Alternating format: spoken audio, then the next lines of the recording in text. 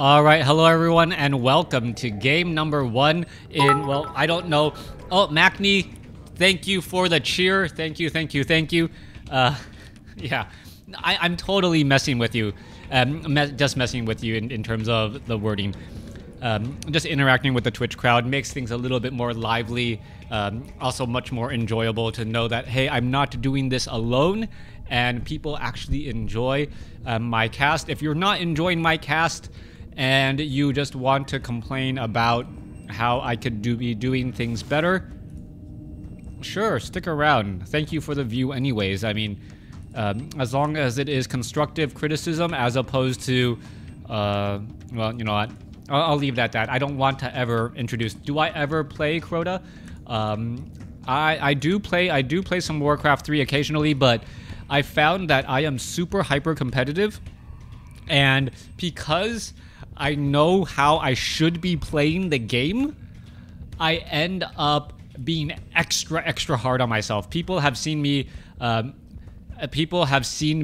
and I'm just like, oh, I messed up here, and the look on my face, just like, dude, Crota, it doesn't look like you're having fun. I'm like, yeah, I'm not having fun. I know at what level the game should be played, how beautiful it is at that level, and me falling so far short absolutely makes me hurt. Yeah, I saw him play with Witty. Yeah, like, if it's like casual games with Witty, that was actually a lot of fun. I jumped in on his channel and said, hey, and people are like, wait, is that really Crota? I'm like, yeah, it's really me.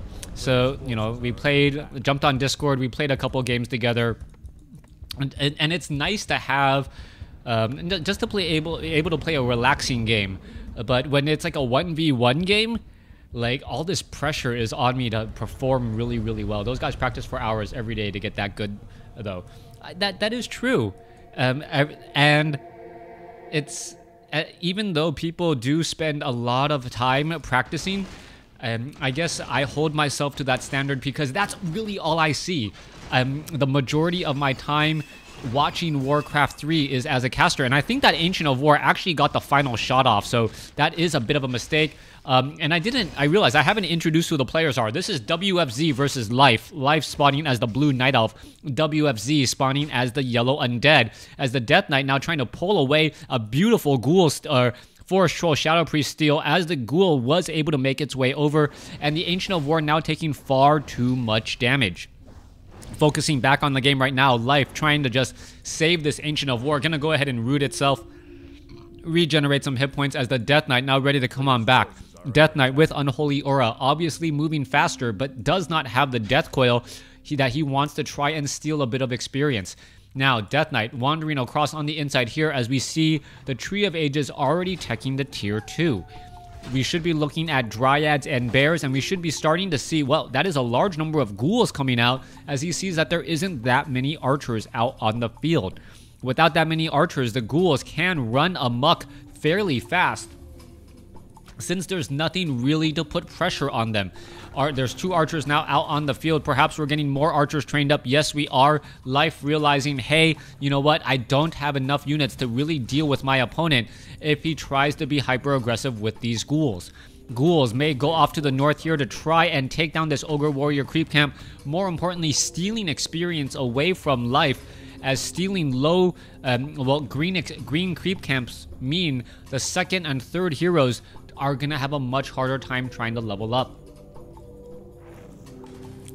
Alright, Death Knight, Skeletal Minions, Ghouls coming across here. Let's take a look. Archer gonna be taking some damage. Forest Troll Berserker could get taken out. It is slowed as well. Very bad news as the Ghoul trying to get that final shot off. Alright, thank you, Red Warrior, for the 3-month subscription, as the Forest Troll Shadow Priest gets taken down in the back. Meanwhile, the Forest Troll... Did the Forest Troll Berserker make its way out? I do not believe so. I think it was taken down, as the Death Knight still chasing after or running away now from the Demon Hunter. A lot of disruption still underway as the Skeletal Minion perhaps going to try and take down this Wisp off over here. Wisp able to make its way out as the Demon Hunter still sitting at level 1. All right, let's take a look at this. Demon Hunter making its way back. we are looking at a large number of ghouls still added here as we are now nearing the finishing point of Halls of the Dead. Graveyard about to be done, so that is the reason why we were so low on Crypt Fiends. Yeah, Blizzard does make some great games. Unholy Aura as a level 1 skill. Until you get level 2, things get really tough. Demon Hunter now finally at level 2 does have, well, evasion now most likely, and with those boots of speed, able to catch up to that Death Knight fairly fast. Gonna go ahead and try to finish things off. Death Knight trying to finish off an Archer, and having a really difficult time doing so as the Naga Sea Witch already out on the field. Naga Sea Witch gonna cause some problems, but decides not to chase as, well, Life looks to finish off the remainder of this creep camp here. I don't believe we're going to be seeing an expansion attempt. We need to see more, well, production buildings. One Ancient of Lore followed by another, most likely in the works, as we are already taking the tier 3 by WFZ. WFZ looking to finish off the Ogre Warrior creep camp. Really wants that Death Coil to try and use that mana to save the health on his own ghouls, or perhaps finish off some units. This is the problem with going Unholy Aura first. If you are not able to get finishing kills and finishing blows, you may not get to level 2 until well past the 6-minute mark, as we see in this game. Naga Sea Witch supporting that Demon Hunter from that back line, however still using a bit of cold arrows as the Ogre Mauler will get taken down. Now, this army of archers should transition into an army of dryads here, but we could be looking at an increased number of Crypt Fiends at some point. Even though we don't see Crypt Fiends as of yet, I am wondering what the overall supply army is going to look like for WFZ. There seems to be a lot more ghouls than are typically in the matchup, but perhaps that's just because a lot of ghouls are now doing a bit of creeping as well. What is the follow-up play here? This game has taken a different direction than what I've seen in the past. But is it going to ultimately end up at the same point? Death Knight with Lich, Crypt Fiends, and Obsidian Statues with Destroyers is a very strong, well, tried and true strategy going up against the Undead. Demon Hunter does want to pick up that Tome of Agility. For some reason, finally picks it up now as the Ogre Mauler joining in on the fight. Death Knight with ghouls now making its way over is going to be able to finish off that Ogre Warrior. I'm not quite sure who finished it off. I believe the Lich ended up getting that experience, and the Death Knight was able to pick up the Scroll of the Beast. Meanwhile, ghouls are trying to chase down a Demon Hunter as the Demon Hunter finally goes back toe-to-toe once more. Obsidian Statues are joining in again as a low hit point archer able to head on back. Meanwhile, Demon Hunter going to go ahead and retreat back home after, well, absorbing a bit of damage as well. Yeah, Undead wants speed for surround with those ghouls, but it never really looked as though the Undead was trying to go Unholy Aura ghouls to try and surround archers. We never saw the Death Knight pick up Dust of Appearance, which is an absolute must when going up against the Night Elf. So it really felt like he went Unholy Aura first to try to do a little bit of harassment and then stalled out much longer than he thought he would. Death Knight now going to finish off the Murloc Nightcrawler creep camp here. Item, Ring of Protection being picked up. Lich does have that Orb of Corruption. Going to go ahead and give that -5 armor debuff across multiple units as we have dual Obsidian Statues providing hit points and mana. Lich gonna finish off this creep camp fairly easily, and the Death Knight is gonna inch its way to level 3 right here, pretty much right on the button. 507 experience when he needs a total of 500. Naga Sea Witch has well found its way over here at the Gargantuan Sea Turtle creep camp. Ancient of War able to eat through these trees to provide easy access as long as it doesn't get scouted out. Meanwhile, the Naga Sea Witch already at level 3 as well as the Ancient of War gonna get taken down. A bit of a loss right there as the Druid of the Claw still sitting at Adept training. Now we see a big problem in snares now happening. Dryads and Druid of the Claw is sitting in a very awkward position. Isn't going to be able to survive as the units are now trying to make their way out. However, wow, level 2 Forked Lightning doing a big job there, but a Death Coil Frost Nova finishing off some units. Meanwhile, Destroyer up in the air as well. Mana Burn onto the Lich as the Destroyer does have the high ground advantage. Wow, does not want to stick around in this fight. Life does not want to stick around in this fight as Life uses a Scroll of Town Portal to get away. Alright, he went Unholy because if Night Elf mana burns, he pays more for mana from Moonwells than hit point. Death Knight loses and he can regen it with that aura. Doesn't care. That is true. And that is a possibility as well. But then again, not being able to heal your units and forcing your opponent to try and heal. There's an argument and perhaps a paper that people can write in this particular matchup. But let's take a look and refocus back on Druids of the Claw finishing off some creep camps once more. The majority of the creep camps have been cleared out. Wow, who is... Alright. The majority of the creep camps have been cleared out. Only a handful are left. This one over here on the bottom right. And when Undead still has the option to clear out creep camps, when their Lich is at level 2 and their Death Knight is at level 3, they can easily start using that hero nuking ability very effectively. Dryads, well, obviously are able to withstand any sort of hero nuking, but the Crypt Fiends that we should eventually start seeing could become a problem. Abomination's now joining in on this fight, as the Abomination, well, one of the weaker tier 3 units in terms of melee. I think Abominations and Knights are about the same level. Druids of the Claw and Tauren Chieftain often better, as you see one bear quickly getting taken down. Alright, Destroyer's doing a great job trying to focus down those bears here. Death Knight sitting a little bit low on mana. One low hit point ghoul does get taken down. Are we going to see a Death Knight Death Coil try and focus down another unit once more, as the Demon Hunter taking a lot of damage and now trying to get away. Alright, the slow does look like it's coming to an end. Druid of the Claw should end up absorbing a bit of damage as well. Druid of the Claw is a little bit slower, and with that -2 armor right now, taking extra damage from absolutely everything. Alright, Druid of the Claw, are we going to see a Staff of Preservation? I don't believe so. Naga Sea Witch not quite there. Dryads continuing to fight. The Naga Sea Witch with those cold arrows able to do a lot of damage, as this Druid of the Claw down to 60 hit points, and it finally does get taken down, giving level 2 to the Naga Sea Witch. Mana Burn onto the Death Knight. Death Knight low on hit points. Potion of Invulnerability on the Demon Hunter, as the units are trying to get into position once more. 2 Crypt Fiends may be enough to try and push all of this back, as the Ancient of Wonders and Tree of Life not yet done.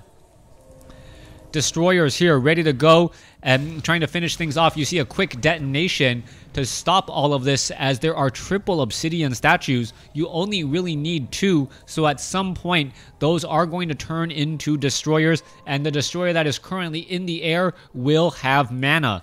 As long as the destroyer has mana, that is a definite problem for any of those Druids of the Claw, who do tend to clump together. As they clump together, the destroyer's splash damage will do a lot anyways. A bomb's pretty unconventional. No, Abominations are not that unconventional. Someone asked me if I had to do one thing to try and balance out some of the races, what would I do? And I'll put this out there just in case anyone from Blizzard is listening. Move Knights from tier 3 to tier 2. They already require a lumber mill and a blacksmith. So to require a lumber mill, a blacksmith, and a castle seems very, very heavy, considering the fact that by the time you get to tier 3, well, they're obviously often already countered by the Undead army and some of the other matchups anyways. Demon Hunter gonna go ahead and finish, clear all of that up, get a little bit of experience, as the units are now back up to the north. Yeah, so normally keep Animal War Training at tier 3, but allow Knights to be trained up at tier 2, and I wonder how that would change the middle game for human players, because Knights are good against Crypt Fiends, but absolutely useless again once your opponent has a large number of destroyers.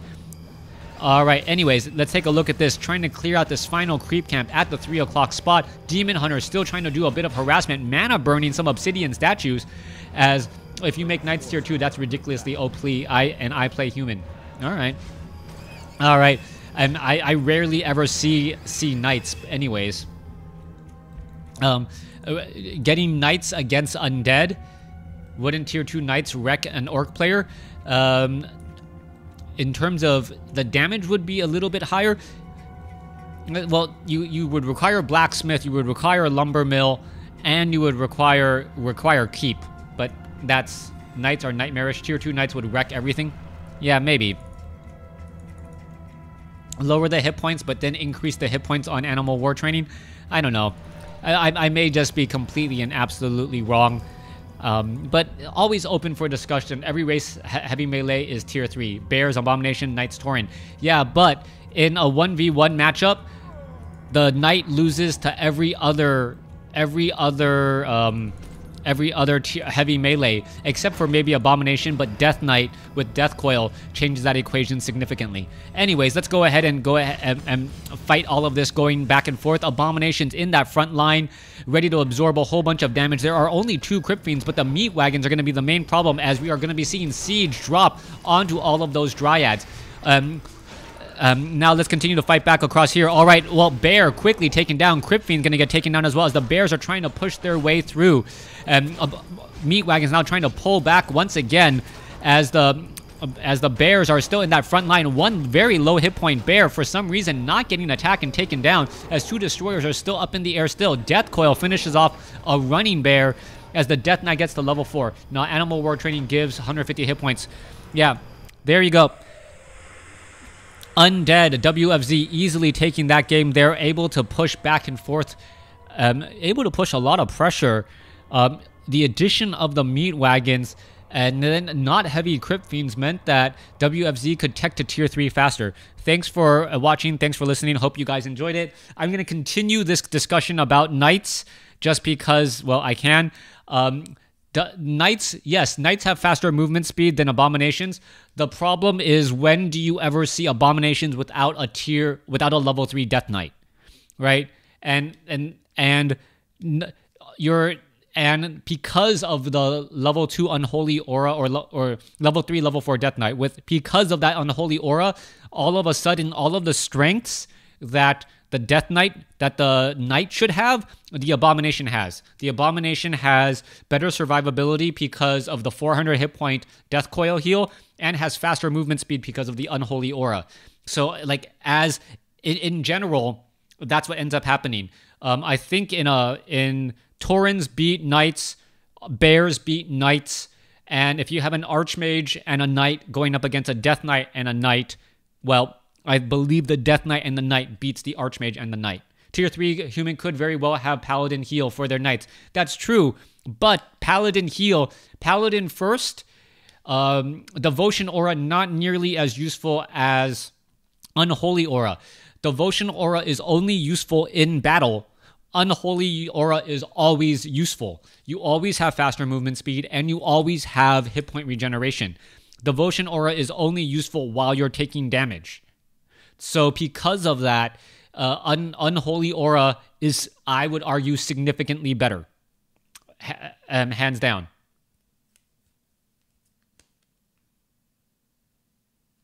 So yeah, balancing heroes and balancing races is an extremely difficult topic, especially when you have 4 races that you are trying to talk about, right? When you're trying to have when you have 4 races that everything does need to be aligned, right?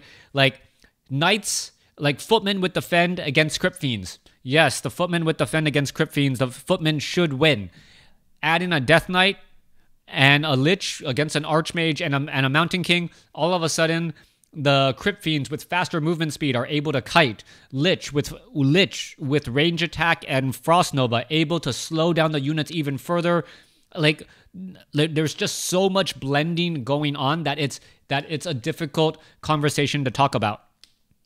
I'm not going to exaggerate if I say that 95% of the time, if I'm able to reach Knights with upgrades, then I also win the game. Yeah, see, that's Knights with... The problem with that question, the problem with that statement is, are you just winning more? If you have Knights with upgrades, that's because you got to a position where you can produce a lot of Knights with a lot of upgrades. You're economically in that position, and now you can win the game. Is it because you're just pressing your advantage, or is it some sort of, like, you're playing on a razor's edge and you're able to inch out a victory?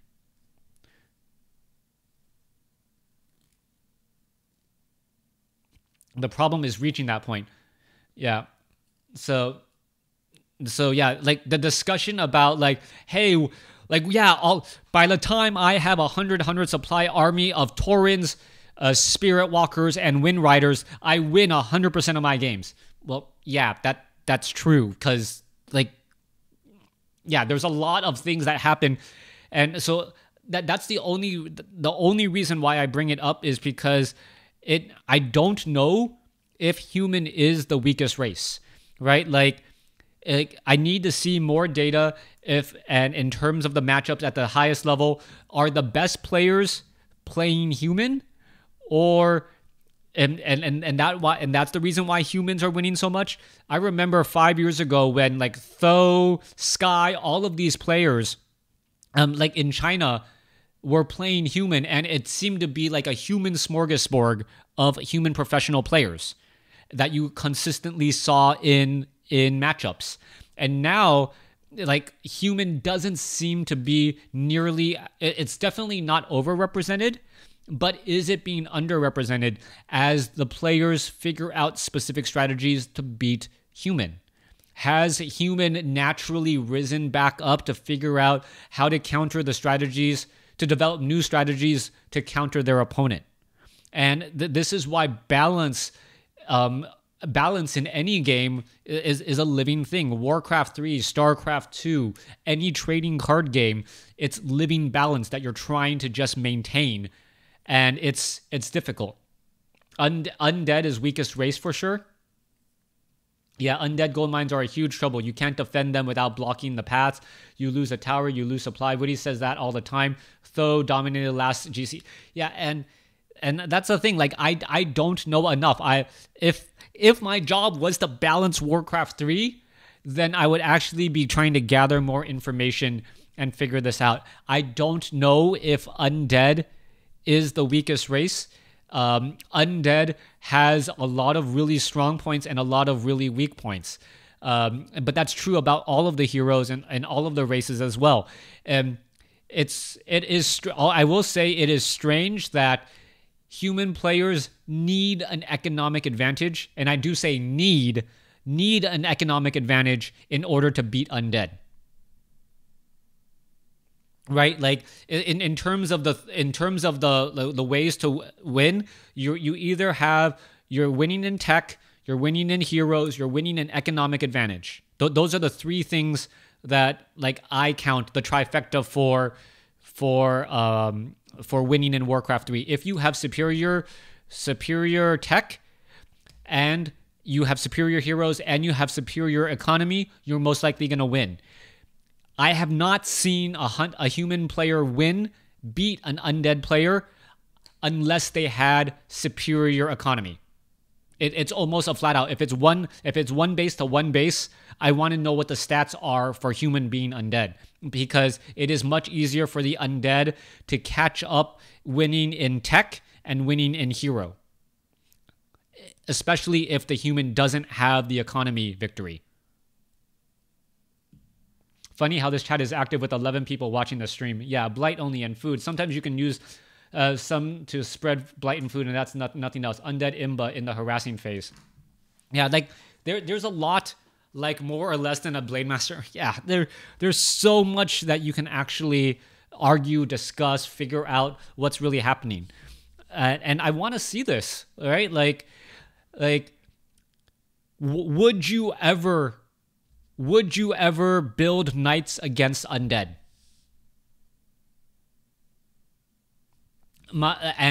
I would argue, no, you would never ever build knights against undead, because it doesn't make sense to go to tier 3, right? And like a lot of the issues with human, I'm gonna take a step back. Wow, this is gonna go into a long discussion. One of the issues with human is that their production buildings don't overlap with possible counters, right? Like Ancient of Lores, you can go dual Ancient of Lores, and you are producing very strong range units and very strong melee units, right? Slaughterhouse, you are producing your heavy melee unit, you are producing your healing unit, and you are producing, with destroyers, an anti-magic air unit that can deal with heavy melee units. That's great, right? If you look at Orc is probably in a similar position, except for the fact that their demolishers also come from the barracks, right? Where you have, and yeah, where the demolishers come from the barracks. The weird situation is humans. It's like you need to deal with heavy ground units. You need to produce Griffin Aries only to produce Griffins.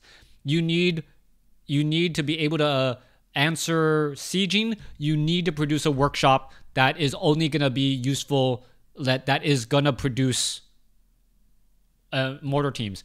There isn't enough overlap in their production, and then the human almost needs to go really wide, and then you end up spending a lot of gold in infrastructure as opposed to your actual units. That's also a problem for Undead because you basically go for the same thing versus every race. Yeah, he is active chat because everyone trusts him. New casters have viewers, but obviously less chat. Takes time to build trust. So does Orc. Like, if you look at the number of production buildings, the number of production buildings for all of the races are the same, right? It's 4. Like the barracks, there's 4. The difference with human versus everyone else is that almost every one of, like, the other 3 races, there is one production building that only trains 1 unit. Frostworms, Chimeras, and Taurens. And those are highly specialized units, right? Most of the time you don't see Taurens because Orc already has a very, very heavy, has strong meat units in grunts. Berserker strength. The Tauren is a little bit extra, but you hardly ever go there. Frostworms share a similar role with destroyers, except for the slow aspect, and it's not a very much necessary need, as opposed to, hey, I want that slow attack and a little bit of magic as well. Same thing with chimeras. Like the human side, the human side is different. If you want siege damage, you want any sort of healing, you want some sort of air unit. They are so specialized that it causes, like, you get marginalized. Go cast a Lin game or something worth watching, not these bums. All right, the one thing I'm taking away from this discussion is that Crota is a human player. Yes, I am a human player. I would love to see some Blood Mage Banish games, even as an old Undead main. Banish, the most entertaining skill to watch by far. All right, I'll get off of my soapbox. I'm not 100% sure. I do have my own personal bias in this, and I know I have my personal bias in this because all I can do is recreate the feeling that I have every time I go into a matchup, and I'm just like, okay, what should I do here now? And I'm like, my opponent is heavily invested in Crypt Fiends and has 3 Obsidian statues. I can't go heavy melee. I can try to go and then you just go Spellbreakers and you just hope Spellbreakers are enough. Block your base, build towers. But that's boring. That's absolutely boring. And that's going back to the economic advantage where human players have, you sit behind 3 bases with towers and then eventually move out with siege engines because the undead army with piercing damage, magic damage, and heroic damage can't deal with siege engines. And everyone goes, oh my gosh, siege engines are broken. It's the only viable option human has late game. All right. Thank you guys for, thank you for watching. And I'll end this YouTube video now. Thank you.